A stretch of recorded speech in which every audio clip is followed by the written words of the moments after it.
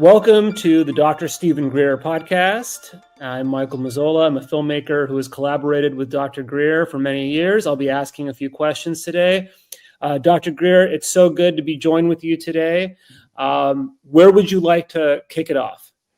Well, first, I want to thank you, Michael, and all the people viewing this, and ask you guys to take the link for this and spread it all over the internet on your YouTube channels and X and Facebook, because we want to get the word out about these breaking developments as they evolve over this year in 2025.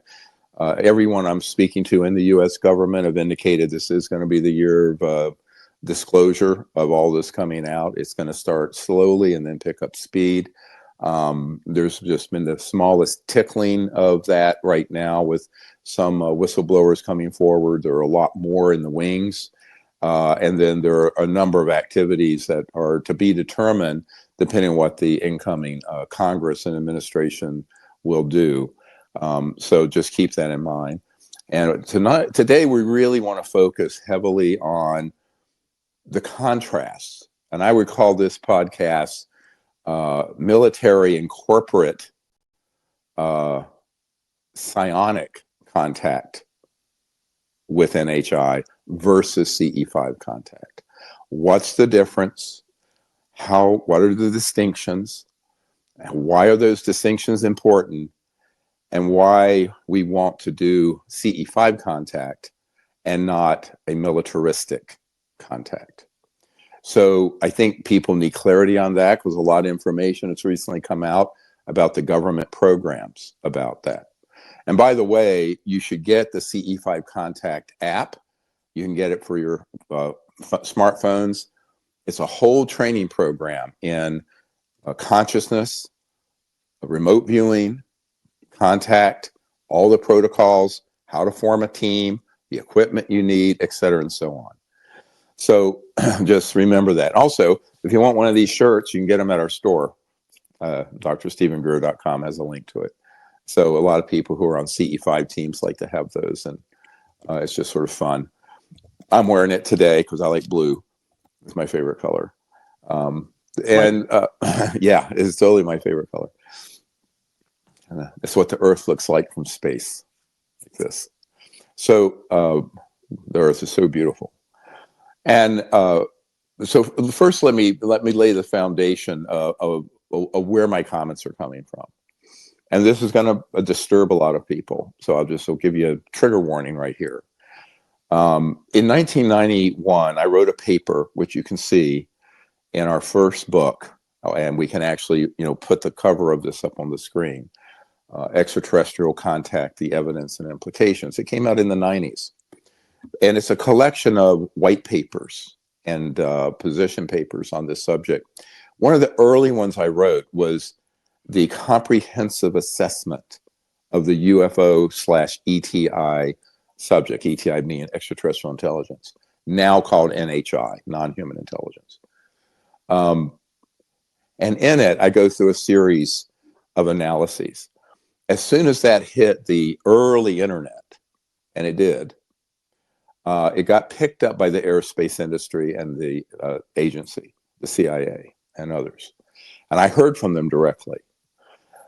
One of the people, who's a wonderful, wonderful man, Dr. Robert Woods, became one of our whistleblower witnesses in the early disclosure project. And he was worked with McDonnell Douglas, and in fact, had been tasked with Mr. McDonald, founder of McDonnell Douglas, to look into the ET technologies and including their psi capabilities and the technology and psi capabilities back in the 1960s. So when he read this comprehensive assessment, he found a section where I talk about consciousness interfacing with technology, and technology that can augment consciousness, where it goes both ways. And I called it TAC, Technology Assisted Consciousness, and Consciousness Assisted Technology, CAT. So there's TAC and CAT. I'll just use that from now on because it's short. It's a nice acronym. So TAC and CAT it's a two-way system where an individual's consciousness and mind and what we call coherent thought can interface seamlessly with very advanced electromagnetic systems that are phasing transdimensionally. In other words, beyond just the speed of light, and vice versa. And I had discovered this. This is perhaps more disturbing to most people. In 1973, when I was 18, so now I've known about this for 51 years, because I was 18 then, I'm 69 now. And I had a contact experience with non-human ET craft and individuals, because 6 months earlier, I had had an extraordinary near-death experience and then began to study, after I survived that physical catastrophe, what consciousness was and what the deep spirit of ourselves is. And I became a very avid student of consciousness, quantum entanglement, where everything's connected to each other through the mind, and began to do this.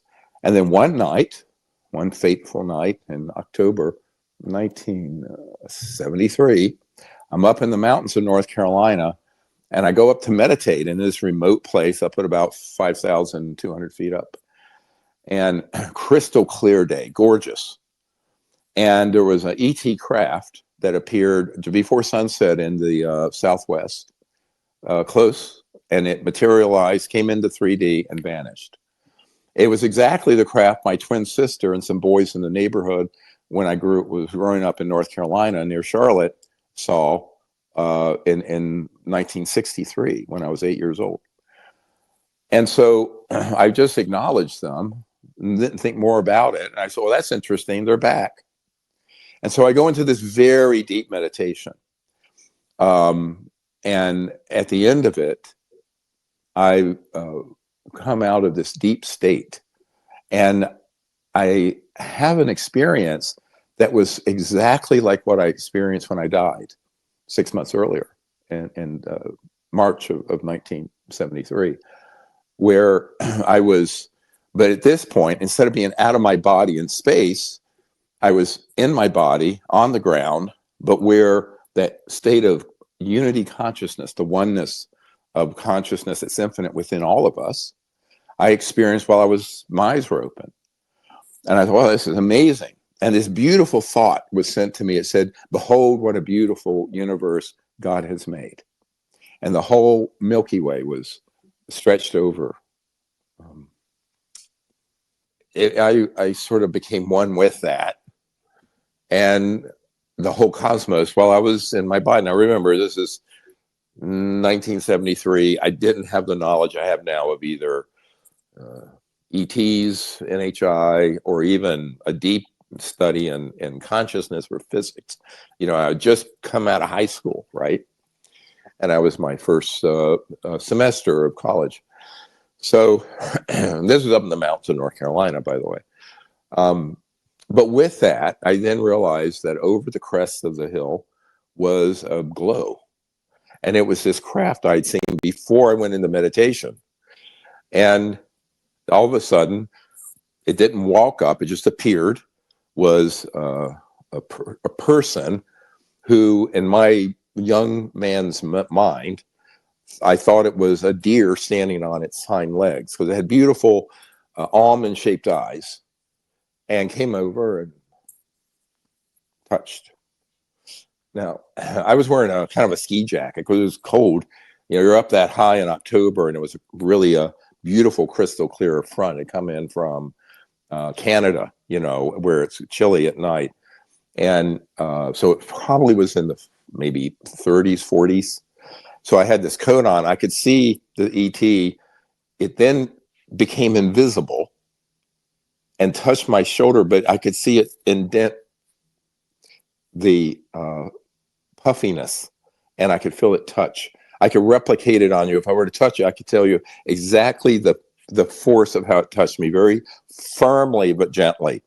And with that, I dematerialized and went on a craft.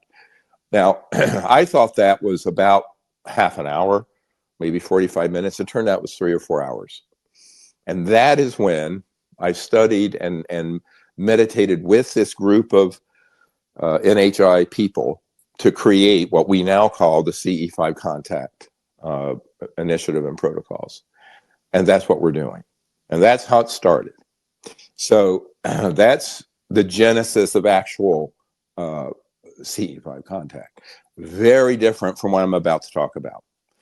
Now, the reason I'm giving you this short summary, which you can read about this other places more thoroughly, I think in my book, Hidden Truths, Forbidden Knowledge, it goes into this in some more detail. But I'm not going to waste a lot of time on that. It's a beautiful story, actually. Now people say, oh, you were abducted. I said, no, I was contacted, and there's a big difference. So I had contact, not abduction. So it was a very amazing, beautiful, and like our Special Forces friend commented, it's overwhelmingly beautiful, and it's overwhelmingly loving and high consciousness, and it's just hard to put into words. That's why it's so emotional. That's real contact. The scary stuff is CIA. So if you haven't figured that out yet, I'm sorry, but you're 30 years behind the curve of what we've been disclosing. Now, so, you know, hurry up, catch up, slow-mo. I mean, this is the train's left the station. Now, here's the other part. So here's the other part of this. So time goes by the time I start this project in 1990, which is in itself another whole podcast, but we'll get into that. I want to address this because we'll run out of time. Okay, I'm going to skip over a whole lot of information that's really quite beautiful and amazing. I immediately decided that it was going to primarily be focused on contact peacefully with NHI ETs for the purpose of creating a interplanetary relationship and to create a civilization that will evolve from where it is now, isolated, fighting amongst itself, to peaceful and going out into space peacefully.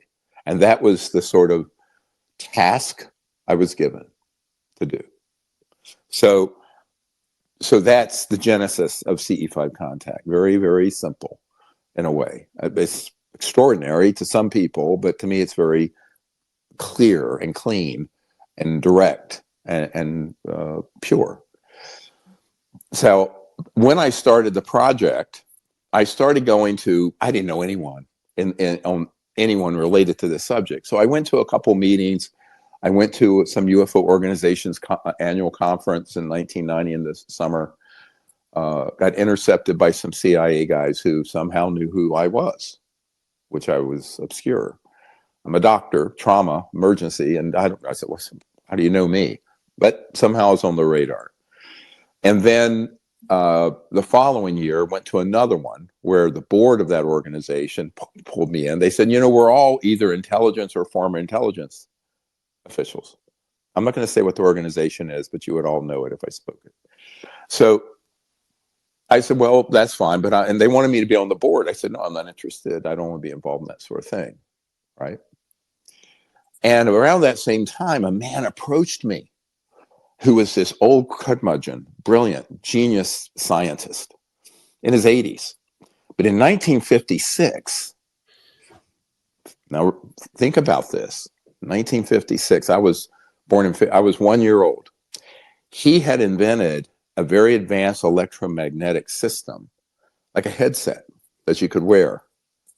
And it would facilitate through very advanced electronics going into a state of consciousness where you could remote view, but also remotely influence places through consciousness and thought. And it was real. So this was TAC. Yes. Man-made TAC. Yes. This was man-made technology-assisted consciousness, but also it was consciousness that could assist or influence other technology or 3D objects. So it was both. And he offered it to me because he was going to die soon. He was probably in his mid-80s. So remember, this is 1991. He had admitted it in 1956 under spooky arrangements with the military-industrial complex. But remember, we started studying 𝗬𝗃 and craft at least by the 40s, mid 40s. So that's 11 years on. And one of the projects was communications. Not everyone gets stuck on energy and propulsion, but there's a lot more, right? Now, when you start talking about trans-dimensional communications, interstellar, where you have to communicate across the vastness of space, you're going through the ultimate trans-dimensional switchboard known as mind, consciousness, in its non-local, expanded, infinite form. And this is why I tell people the operating system for CE5 contact or for anything dealing with these civilizations is understanding very deeply the science of consciousness, period. Now, of course, I've always been ridiculed for this, called a kook, called a quack, I don't care. You know, I'm sort of bulletproof for what you want to call me.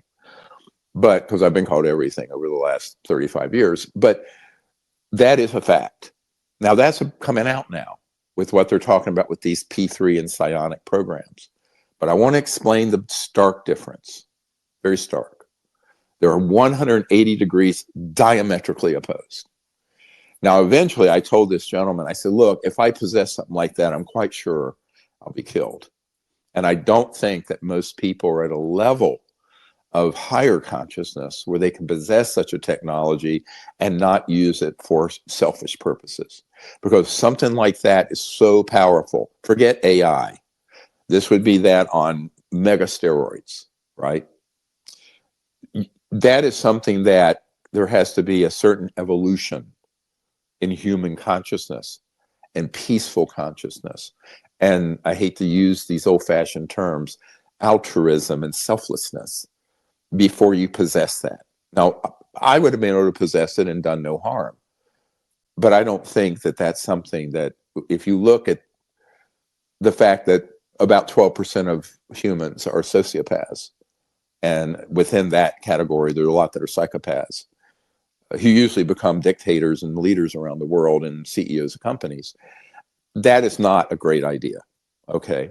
So I said, thank you, but no thank you. And I'm glad to know that this exists because it explains a lot of what I already had begun to experience by people approaching me from the intelligence community. And then a year later, approximately, I can't remember the month, in 91 that I met this gentleman. He's long since passed away. And by the way, the company, there was a front company that was a cutout fronting for the CIA that bought that technology called 𝗲𝗄 Corporation, is what he told me. I'm sure there's no trace of it. I'm sure it was something, an invisible shell company that absorbed it and then took it. But he still understood the science. Alpha is an alphabet? Yeah, 𝗲𝗄 Corporation. Mm-hmm. So do with that what you will. So, I mean, that's 1956. I mean, you know, they can erase the records. If there's any track record of it, I'd be surprised. Nevertheless, I said, thanks, but no thanks, right? For the reasons I just explained. It's security and safety. I didn't think it was something that we were ready to do. And I knew it would put a big bullseye on us and on me. So, but he was a sincere guy wanting to help because he thought this is what we should have always used this for, right? Is what you're doing, not what the military industrial complex, not what Lockheed and Northrop and Raytheon and the military people who are running covert programs using tech like this to target and down 𝗬𝗃 and kill them, right? So they're using technology like this remote viewing assist to augment and amplify the psionics? Correct. Yeah, the really high-end parts of it. So remember, all these projects are compartmentalized. If you are in one project, you might have been using one system. If you're in another, there may be another, a deeper one. You have to understand the extreme compartmentalization. So a special operator in one will absolutely not be read into something going on. It could be 10 miles away on another. They're just not. There's not this sort of all access pass on projects that's compartmented. Now, this is why I describe what we're doing with this podcast, the disclosure mosaic. I want to put together 35 years or more than that, since I was 18 years of this sort of experience and evidence and meeting these sort of officials and scientists, and give you this big mosaic, because it's time to pull all this together, frankly, because it's all going to come out. There has to be context and the understanding, not only the history of it, but also in that history are some warnings of what not to do going forward. That's what I want to speak to. So by 1992, because we had successfully invited, we don't summon and call or boss the ETs around. It's a diplomatic invitation. So let's get our linguistics down here. If you summon someone, you're at Downton Abbey, being the Earl of whatever, summoning the butler to bring you tea, right? We're not summoning ETs that way. We don't call them and they come at our beck and call. That is undiplomatic, it's demeaning, it's disrespectful, and it's the opposite of what we're doing with CE5 contact. That is not the consciousness behind it. The consciousness behind it is an invitation to make contact for peaceful relationship building between species, humans and non-human intelligence. It is not acquisitive. It's not to shoot them out of the sky with an electromagnetic pulse weapon, grab their technology, capture the living beings and put them under bases, or kill them. That operation is 180 degrees diametrically opposite of what CE5 contact teams are doing. I want to make this crystal clear, and I will say it 3 more times during the podcast. It couldn't be more different. And so people with their sort of superficial understanding of this can easily conflate those two, right? Couldn't be more different. They are absolutely not related. In fact, they are at complete opposite ends of what we should be looking at. So the one is an act of kinetic, militaristic, invasive, using psionics, violence, targeting of a craft, hijacking their control system. I'll get to this in a minute. I understand how it works. Moving them into 3D and into range, hitting them with a weapon, bringing them down, preferably in one piece, so they can be studied and reverse engineered. And sometimes the 𝗍𝗍𝗃 people are killed. Sometimes they're caught living. Sometimes the ones that are captured are nanobiotechnological drones that are not the indigenous ETs, but ones that are very advanced. I've talked about this since the 90s, what is called nanobiotechnology, where you can have a living life form that's actually an operational being. And both ET civilizations have them for security purposes, but so do covert programs, by the way. And those are the guys, those creatures are the ones doing the abductions, the man-made drones or robots, but they're very sophisticated. I mean, some are kind of clumsy robotic and some are very biological. I've talked about this since the 90s. Now, the actual ET beings that often are on these craft, they often do get killed or they get captured.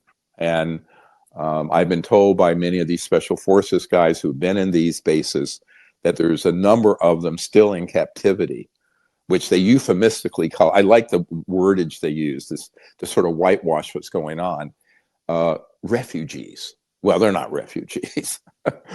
They've been captured and they're prisoners of these aggressive military and corporate programs. So those need to be liberated. And we're working on that through a group of special forces guys, which I can talk a little bit about. Now, the CE5 contact is not geared towards any self-aggrandizing purpose. It's not to give you entertainment because you saw a UFO. It's not to get their technology so we can reverse engineer it and then beat the shit out of the ETs with it, which is what the military and corporate programs have done for 70 years. It's to make peaceful contact and develop a deep relationship between humanity, our species, and their civilizations, plural, of which there are many, for going forward in a time of not just world peace, but universal peace. That's why our motto is one universe, one people. And the foundation of universal peace is not shooting each other out of the sky so we can be the big monkey and figure out how to get their technology. That's not it. It's to create a future where we do have the technologies, we already have them. We don't have to keep shooting them down, that would run the planet with 0-point energy and free energy and no pollution, and in a generation eliminate all the suffering and poverty on the planet. Create huge new advances in medical healing systems, all kinds of positive things. And the ETs want that. But we don't have to kill them. We don't have to capture them. We don't have to hijack their aircraft, their NHI craft, and we most certainly don't have to hit them with weapons to bring them down. This is not the way to do this. Absolutely not. It's immoral. It's dangerous. Now, let me pivot for just one moment. This will disturb you. You may not sleep tonight.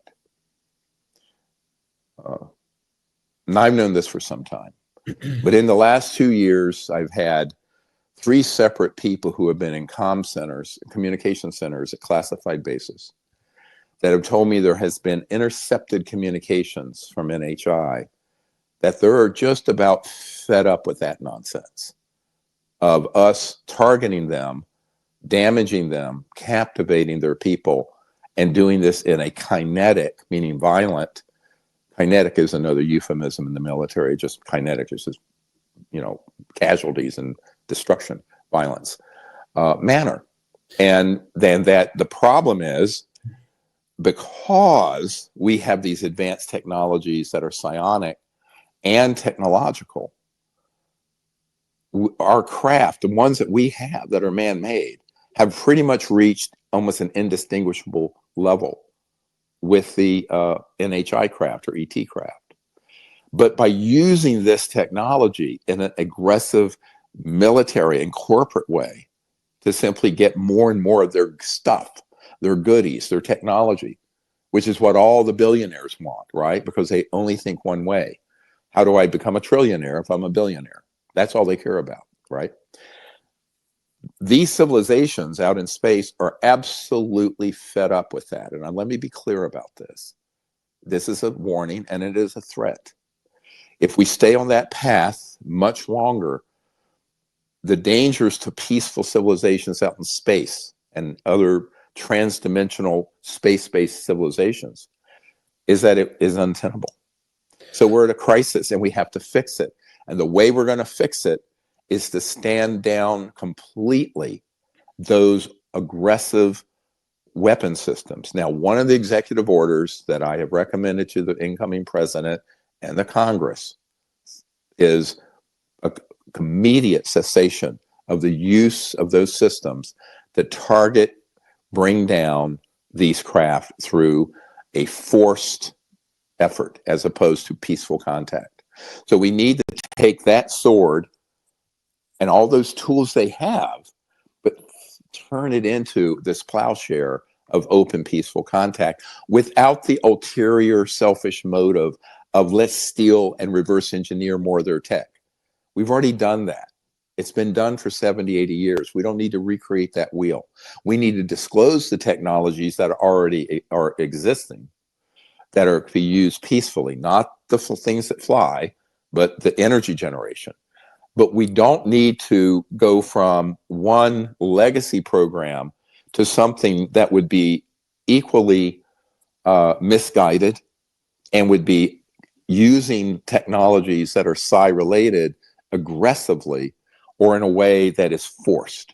There should be no more forced takeover of the craft. There should be no more striking of them with any type of electromagnetic weapon. So that needs to be done by an executive order and a law passed through Congress, and then it has to be enforced. And the way it's going to be enforced are the special forces guys who've separated from the military are now ready to work under a law enforcement team in the United States. And there's another team being stood up that could operate overseas. So I'm involved with briefing them. Mm-hmm. And I'm involved in trying to get them up to speed, but they can't act. My friends, listen, we live purportedly in a democracy. They can't act unless the president and the Congress acts. And because then they would be unconstitutional and rogue, right? So, which they don't want to be. They want to operate under the rule of law and the rule of the Constitution. So we need to write our leaders and explain, please pass the executive orders that Dr. Greer has provided in the presidential briefing document and the briefing document for Congress. Soon, we're going to publish that entire document, except with certain redactions for sensitive reasons, that everyone listening and everyone in the world can read. And it'll be a page turner. It's 310 or 20 pages, something like that. So that's what we need to do. I just wanted to get all that put together quickly in a package. And then what you were going to ask something, Mike? Yeah, I got two questions. The first one is, when you say that this is a communication, an extraterrestrial communication that was intercepted, is this an ET communication to another ET civilization that we eavesdropped on, or is this correct? Real? Okay, can you elaborate on that? Well, look, I mean, if you understand space-time at a trans-dimensional level, and you understand the physics of the interface between what we would call electromagnetics and thought conscious fields, psionic, TAC and CAT, you can set up systems that can receive that kind of data. And apparently that has happened. And people say, well, is it in English? I said, it doesn't need to be, because this gets into something we don't necessarily have time to go into, but there's a pre-verbal level. So let's say, I'm going to say a word. Apple. No. Red apple. Now, those English words, red apple, doesn't mean anything to someone who speaks Swahili or Mandarin if they don't know English. But inside those words is the image, the essence of a red apple. Let's call that the visual aspect of it. And within that is the causality, the meaning of the thought. All right? It's called causation at thought level. And that is where real communication happens. It's in those packets of the thought essence. And then it can go into the visual and or specific language. So I want to unpack that. That's what we do with our CE5 contact when we're receiving information. So this is very advanced concepts. I mean, I know this is gonna lose people here. This is why, you know what? We're going to do a whole week cruise on a ship in the middle of the Caribbean. 200, by the way, that's sold out, but they can only take 200 people, but you can join us by webinar, although we may have some dead spots in the ocean, but that's April, I think, 6th through the 12th or something. But I'll put the link up on the screen. Yeah, it'll be so cool. But because we've never done it in the middle of the dark ocean. Every night we'll be out in the middle of the dark ocean. It'll be phenomenal. I've always wanted to do CE5 in the middle of the ocean. Me too. Near an ET base. Yes. Well, yes. Yeah. And you're further away from a lot of the assets to strike them. So now, one other little bit here. Mm-hmm. If you look at the CE5 contact protocol, the meditation, the protocol, embedded in it, usually more than once, is for them to come and appear in any way that is safe and appropriate for this time and place and situation. And I communicate to them and say, we have these weapon systems, you can be tracked, and they can strike you. So heads up. Because what we don't want to do, since we now have millions of people around the world that know about CE5, right? Everyone from Aaron Rodgers to Demi Lovato to celebrities to what have you. But the reason that's important is that I've known since 1991 that they have had these capabilities to track them and strike them. The reason I was offered $2 billion by General Albert Stubblebine III, Bert, in May of '92, and my wife, who's over here, is not, we talked about this earlier today, who said, oh yeah, is because they knew that I understood this and I could be a valuable asset. Now, at the time, I had a hint of that, but it wasn't so clear. And I said, no, thank you. Now, most people, here's the problem, who know what I'm talking about, if they gather together somewhere with a bunch of billionaires who are carrying water for, say, a new entity for these covert programs, they're going to say, wow, really? You can put $5 billion into this, huh? Yoo-hoo! I go, sit on it, rotate, right? That's what I said to the general. I said, no, this is a corrupt situation. Yeah. So excuse me for being vulgar, but no, I'm that kind of guy. I said, I'm not going to deviate from the purpose of what we're doing because you offer me 5 pieces of silver instead of 1. I'm not interested. So that is difficult because the path I've chosen is a path of relative impoverishment for my projects. Why we only have 1.5 staff members. We should have 50. No office, and have been stripped bare of any real capabilities because I'm not willing to corrupt the purpose, you see. I'm not willing to sell out. I'm not a sellout. It's also why I've refused to take a clearance. In other words, all these meetings I've taken, I have never signed an NDA, and I will never. So I've been asked to be in positions where I'd have to have one. I said, I'm not interested. I'm not going to be your tool. You're not going to put me in those shackles. All right.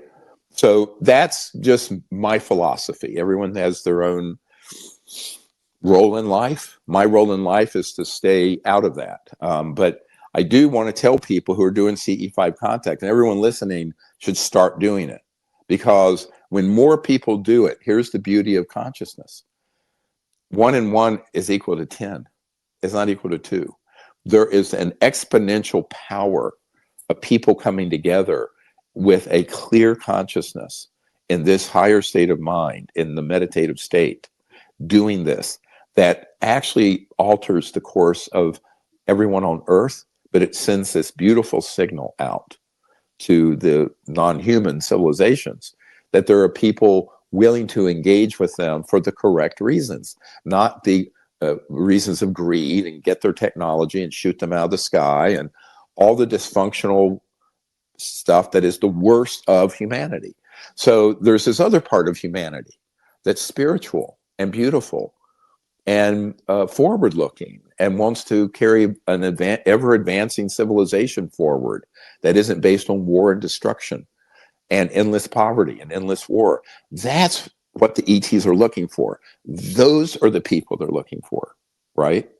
And that you don't have to be in the U.S. government or in a covert program to do that. On the contrary, those people have to sort of totally become re-educated and have their consciousness totally evolved in another direction.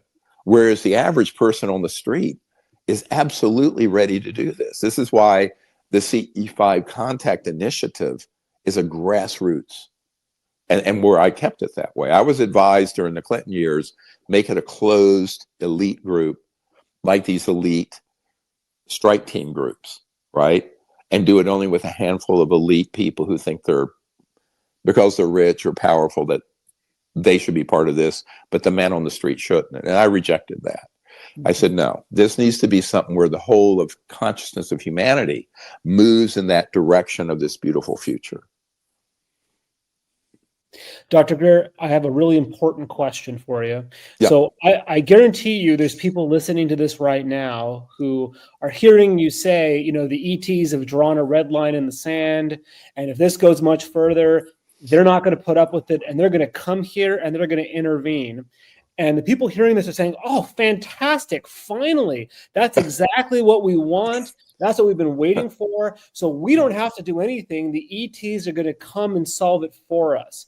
So could you please explain why we really do not want this to happen? Mm-hmm. Yeah, that intervention externally by NHI is a worst case scenario, the very worst, because there are already predispositions in human nature to believe that would be a violent invasion, alien invasion. Go look at War of the Worlds. Go look at Independence Day. Those movies were, basically showing what a sort of more frontal forced disclosure by the ETs would be interpreted as. But beyond that, the whole media, not to mention the UFO world, has already been predisposed to believe that, because beginning in the late 50s and early 60s, once we mastered gravity control and had our own ARVs, alien reproduction vehicles, reverse engineered man-made craft, and we started doing the stagecraft, as it's called, of mutilations and abductions, blowing up villages in Africa and South America, everything that we've disclosed about this, it has caused the human consciousness to be predisposed towards the ETs being a malevolent force coming to invade us. Now, these special forces guys coming forward are saying, no, they're absolutely not. The experiences they've had is the most beautiful. The real ET experiences are indescribably beautiful in consciousness and in heart. The problem is the general public has already been brainwashed, because these psychological warfare operations known as PSYOPs that were launched in the 50s are now, 65 plus years in the making. So they've had 2/3 of a century to embed in the subconsciousness of humanity that an alien present is a priori malevolent or demonic or something horrible, and they're coming to invade us. So that's all disinformation. But humans have a proclivity to believe it. Why? Because that's what we do to each other. That's what the Holocaust was.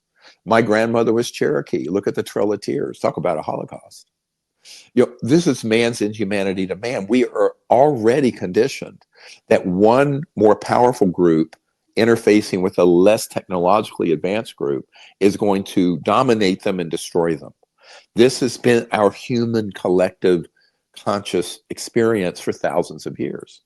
So we're both innately predisposed to this, but on top of that, they have staged all these horrible, frightening events, which everyone from the president on down think are actually NHI.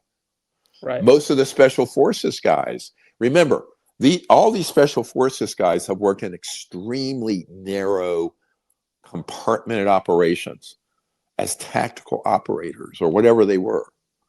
They don't know what's going on in all these other compartments. This is the disclosure mosaic we have to put together that I'm trying to do, so that there is some context to understand why the decisions are that we have to fix this problem ourselves. The worst case scenario is that the NHI craft and ETs fix it, because it will, no matter how benign their intentions, it will be misinterpreted by and misportrayed by the corrupt corporate media, governments, and the secret organizations that are criminal, that this has been their long-term plan. And Wernher von Braun in his deathbed said, the big plan that's going to happen, this was 50 years ago in 1974, and said to Carol Rosin, is that the big long-term plan is to present a threat from outer space as alien, so we can unite the world around this totalitarian, militaristic superstate. That they've spent trillions of dollars preparing people for. And we have to say no to that. So there has to be this mass human awakening to the truth about the issue, as opposed to the false narrative. The big risk of disclosure at all, and I've known this for a long time, is that the minority opinion is going to be what I just said. The majority are already brainwashed to believe the worst. And this you see in comments from members of Congress. You see this from people who are very close to the incoming administration. People like Tucker Carlson who says, well, these are demons. I was recently on a podcast for Charlie Kirk, who is a religious person, very religious person at Turning Point USA. And I was asked that question. And I said, let me quote Monsignor Balducci from the senior theologian for Pope John Paul when I was at his at the Vatican with him. And he said, neither angels nor demons need flying saucers. That's right. Right. So people, because all this different phenomena, plural, extra dimensional, other dimensions, 𝗏𝗍, it all gets mixed together. But the CIA and other people who are players in this want that confusion. And in that confusion, they can drive their narrative. So, and that narrative leads to what? World War III. It leads to an interplanetary conflict. And that is an extinction level event by any measure. When you're not talking about nuclear weapons, we're talking about our species trying to fight another. Well, isn't that what would happen if the ETs were to be provoked into an intervention? It's not like the people running these programs who are sitting on technology that has reached parity with the ETs. It's not like they wouldn't put up a fight, right? So we'd be talking about a massive battle. Actually, they would not need to do that, and they wouldn't do that. I mean, although we have assets that would make this look like what they're doing. Got it. They would instantly all these systems could be shut down. People have no idea what those capabilities are. It's people look at too much science fiction. This is not Star Trek or Star Wars or whatever. That leave that in Hollywood, all right, in someone's basement, where they fabricate all this nonsense. If you understand a little bit about those capabilities, it'd be point, set, match in a fraction of a second. So that's not going to happen that way. What's more likely, however, is that we would then trigger our own man-made craft and creatures that are man-made to engage in all kinds of violent activity. And this they're planning to do anyway. See, this is the other problem. The long-term plan has been to take all these fleets of man-made UFOs. Because trillions of dollars, and Lockheed Skunk Works and Northrop Grumman and Raytheon and SAIC and Booz Allen Hamilton and EG&G, all these big corporate contractors for these covert 𝗏𝗍 retrieval craft operations. Over 70, 80 years, they've had massive breakthroughs beyond what you can imagine. And so that's why one of our whistleblowers, and when I was doing the briefings for Congress in 1997, he was taken out of the hotel the night before the congressional meetings and taken to a secure location, quote unquote, out in Virginia. And but before that, he had met with us and said he had been on an interagency committee where they could hit a button. This is 1974. He was on this committee 50 years ago. We can hit a button, he said, and all of a sudden the skies are going to fill up with man-made ET craft, UFOs. No one's going to know where they are, and they can engage and start doing violent activities, and it will fool everyone in the U.S. government and every government around the world, never mind the press and the media. That's why they started right before all this, right before the new administration, they started doing all this crazy drone stuff. They're sort of given a little warning. We can start launching all kinds of stuff. And that was nothing. That was just, buffoonery by comparison. So we know what their capabilities are. I do, for a fact. I've seen them.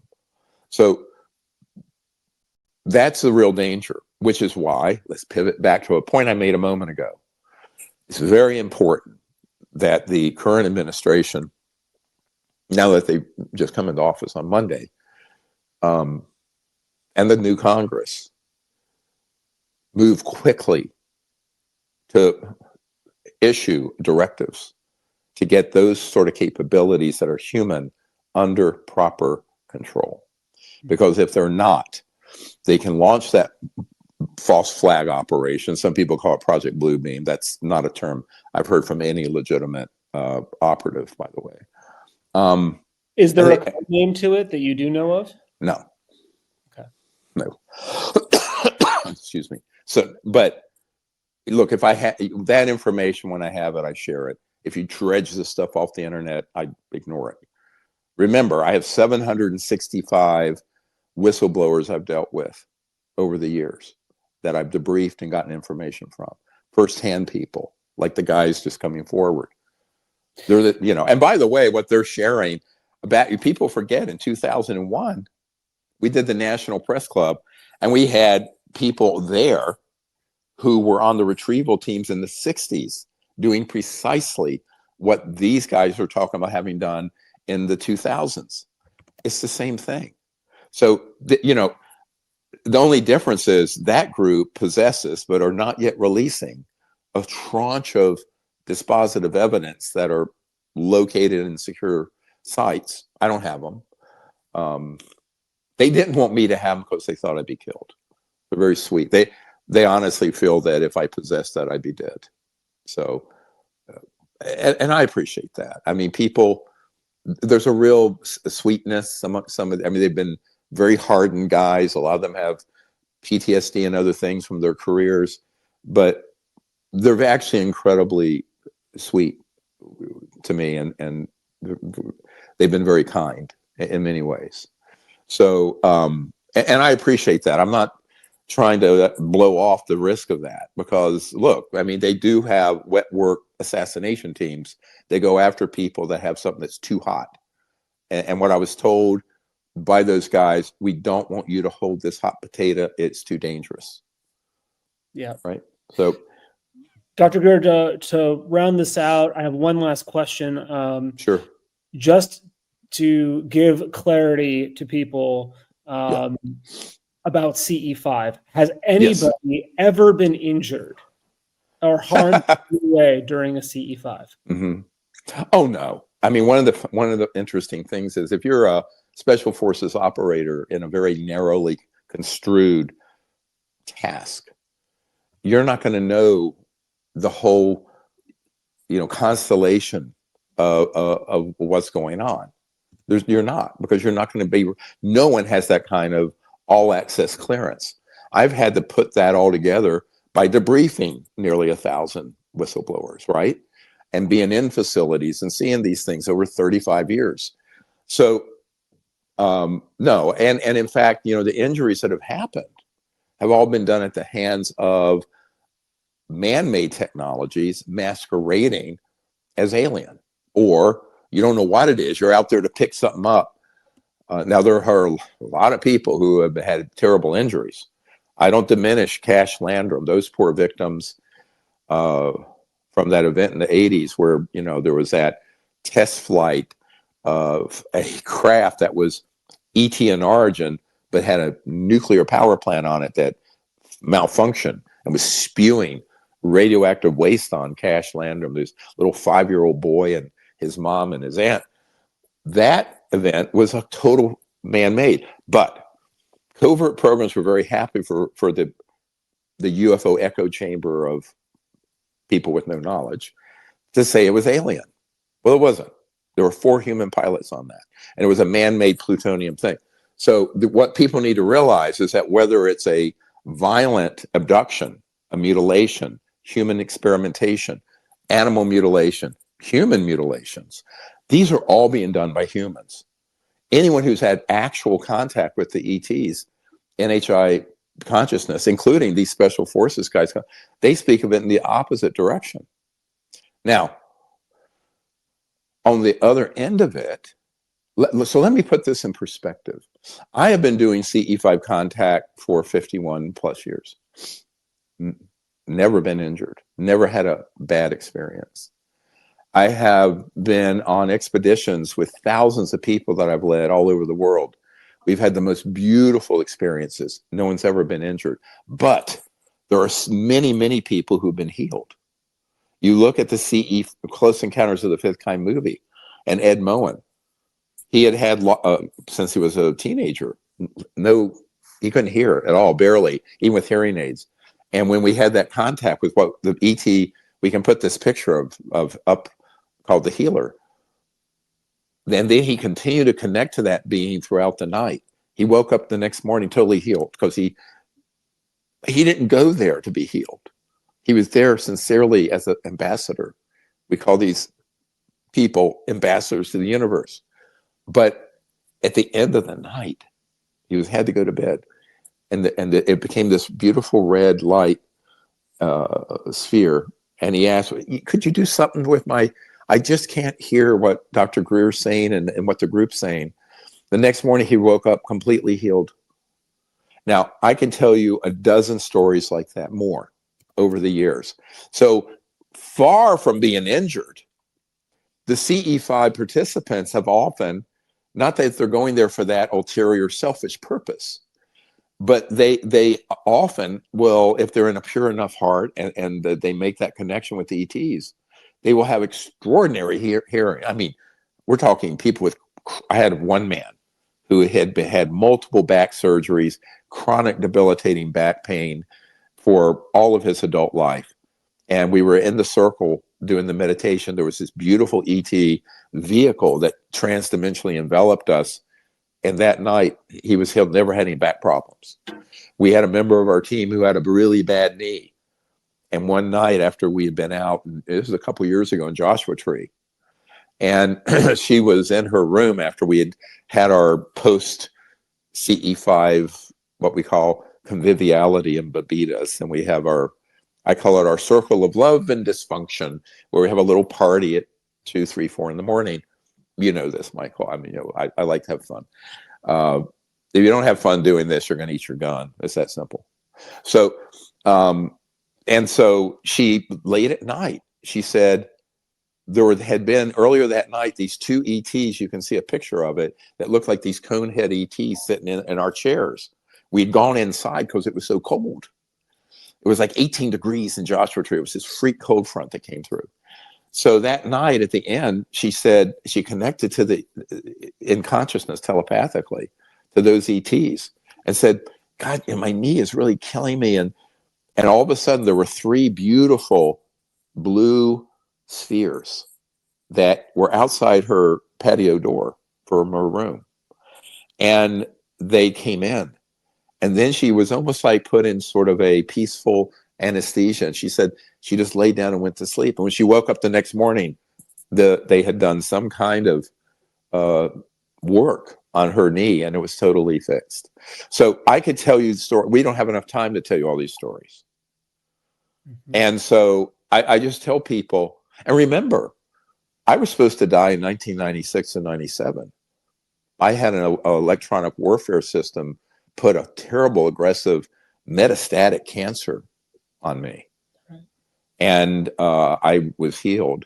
I mean, well, I'm still here, right? Because it was the deadliest of all known cancers at the time back then. But so I tell people, we're here for a reason, and we do this without fear, and we do it for the right reason. And we have to free our mind from the commingling of the false narratives of fear and injury from the truth. And the truth of dealing with NHI, ET civilizations, their craft, is very beautiful. But because most people don't have enough information to distinguish between the man-made ones and the NHI craft and people, they're going to be completely deceived. And this is what the purpose of this podcast is to provide that perspective, that information, that knowledge, and ultimately the wisdom of saying, okay, how do we go from where we are now in this very broken world and create a new world? And I want to end with this interesting thing.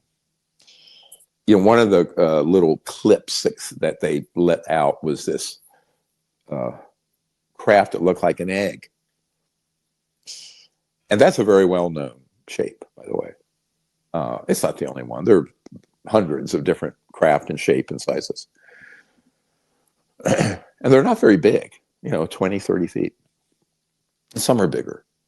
And back in 1978, and I was in the Middle East, and I had this most amazing lucid precognitive dream. because I tend to have those, have dreams of the future that are crystal clear. And when I have one like that, I know it's real. And I was much older, and it was in the future. And I was at a place that looked like white sands, although at that time I'd never been there. Really white sand, but it's not actually sand. It's feldspar. I forget what the mineral is. And at that time, the entire U.S. government and military had been transformed from the sword attacking these craft to a force making peaceful contact doing 𝗖𝗍𝗫, but with the full support of the military and the government. And out of a crystal clear blue sky with all the cameras of the world filming it, I was there with a team, a diplomatic team, and an egg-shaped, you can't believe this, an egg-shaped craft descends from a blue sky, materializes, comes down, comes and hovers right there, and an 𝗬𝗃𝗪 comes out, a very ancient 𝗬𝗃𝗪, in a open event like that was not the military shooting them down and capturing them, but a true, peaceful, ambassadorial contact. What did he look like? Well, he looked like not too different from us, but very, very. Now, this could have been my young boy. Well, I was 22 then. This could have been some of me extrapolating on it just to make it relatable, right? When you get these conscious, the only thing that's completely pure in consciousness is God and the supreme being, certainly not me. But to the best of my recall, it was like a old man Moses or some depiction of like that, but a very ancient and in some kind of a tunic or robe that came out. But obviously a very senior spiritual and ambassador from these civilizations. But it was like literally the whole world was seeing this simultaneously. So I share that vision to say, perhaps we're at this inflection point with all the madness and misunderstanding and lack of direction, that we can go from where we are now, which is very fraught and dangerous, to that. And that's the vision. I want you to, that's the vision that's the vision that has to guide the world, I think. We have to look at that beautiful future, not a dystopian future of endless conflict with scary aliens, because that's not what it is. Thank you, Dr. Greer. And you opened this podcast by talking about your original book, Contact. Yeah. I can't urge people strongly enough to read this. You might be thinking, oh, it's 30 years old, it's out of date, it's irrelevant. But the truth is, you can accumulate all the data and all the sightings that you want, but if you don't have a worldview and a framework and context to interpret that data, you're going to keep getting fooled. You're going to keep reaching the wrong conclusions.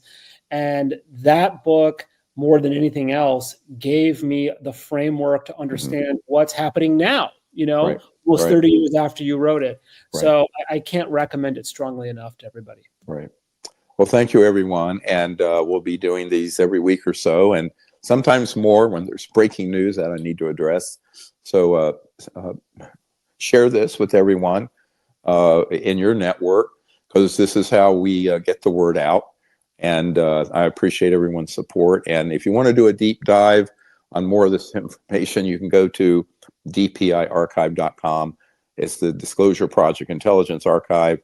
It's got years of study in there. There's so much in there, but you'll be amazed if you start poking through that, how much you're going to uncover. All right. Thank you, guys. Bye-bye.